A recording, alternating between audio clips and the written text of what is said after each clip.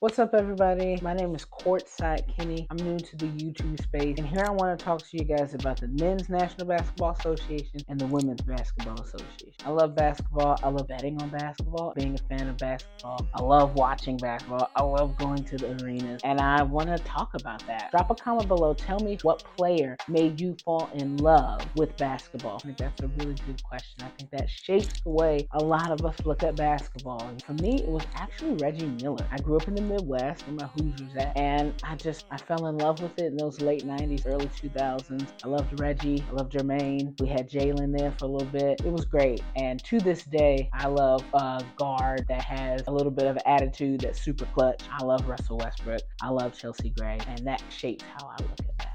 So drop a comment below. Tell me if you think I'm crazy because it's Reggie Miller. I know a lot of people be like, girl, Reggie? But let's get into it. Today, we're going to talk about the WNBA Playoffs. I'm recording this video the day that they start, so you might get this a little late, but it don't matter. So let's start in schedule order. I'm going to start with the Connecticut Sun versus the Minnesota Lynx. The Connecticut Sun are going to take care of business. DeWanna Bonner and AT do not play about basketball. I don't expect them to diddly-daddly. I expect them to put this shit away. The Lynx, not really that good right now. Lynx are bottom half of the league in points scored, and defensively, they are only better than the Fever and the Mercury.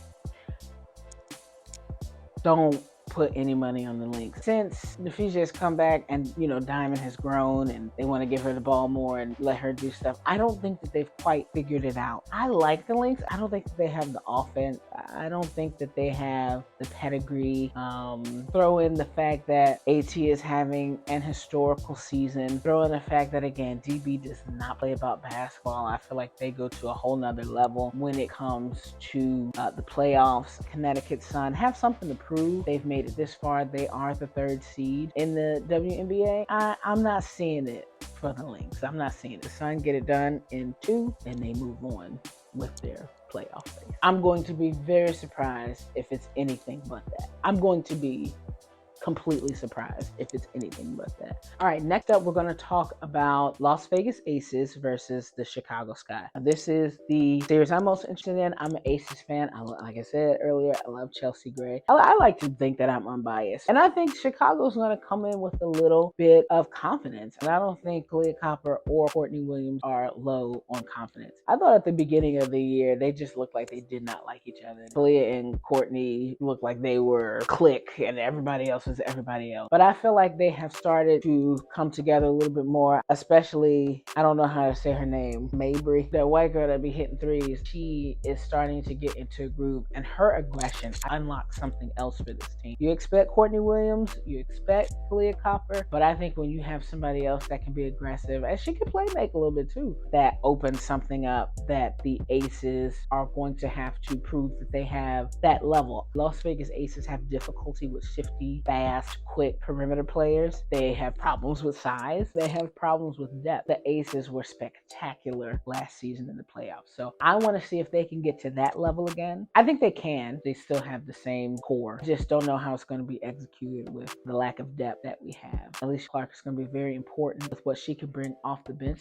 and what she can bring defensively, especially when we're talking about these guards. But I think it's going to be close. Like, these are going to be 9-8 point games that the Aces are going to win. I guess the Aces in 2, but I don't think that we're going to see 20-point blowouts. I know the line for this game is probably like 16.5. I don't buy that. It's a lot of fucking points. Aces in 2, but I think it's a close 2. I don't think it's going to be like an easy 1 versus 8, who gives a shit type of thing. It's going to be a challenge to really see if the Aces have gotten together defensively after there was a slippage at the end of the season, and you really want to see that they've tightened that up. So I'm eager to see that, eager to see how the depth does, eager to see how this new version of Chicago does. Yeah, I can't wait for that series, period. For the next batch of games, I'm going to start with the Dallas Wings versus the Atlanta Dream. I have a hot take. I think that the Dallas Wings are the third best team in the women's NBA this season. This version of the Wings is better than this version of the Sun. The biggest problem I have with the Wings is their maturity. We saw at the end of the season those issues with Big T and I think Enrique.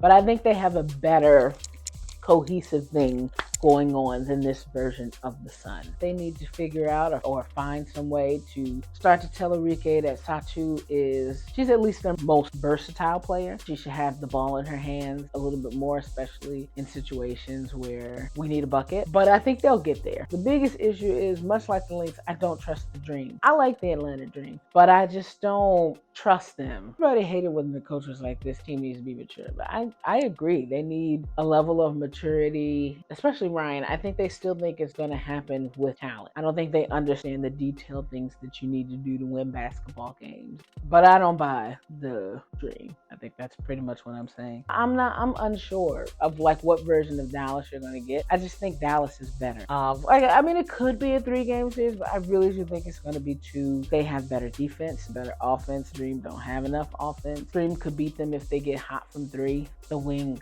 are better. I could be biased there. So let me know in the comments if I'm being biased in that one. What you guys think about the Dream and the Wings series. I'm not seeing it for the Dream. This is me peeking into the future, trying to see. Not seeing it for the Dream. And then lastly, we have the Liberty versus the Mystics. People are calling for the upset. The Mystics can upset the Liberty. I agree. I'm on both sides. I think the Liberty could get kicked out this round, and I think the Liberty could win a championship. We really need to see what it is. The Liberty, first of all, are a new team. That's the one thing the Aces have over them when it comes to winning a championship. The experience together, knowing who's getting the ball, knowing the plays, having the connectedness. You have to have that to win a championship.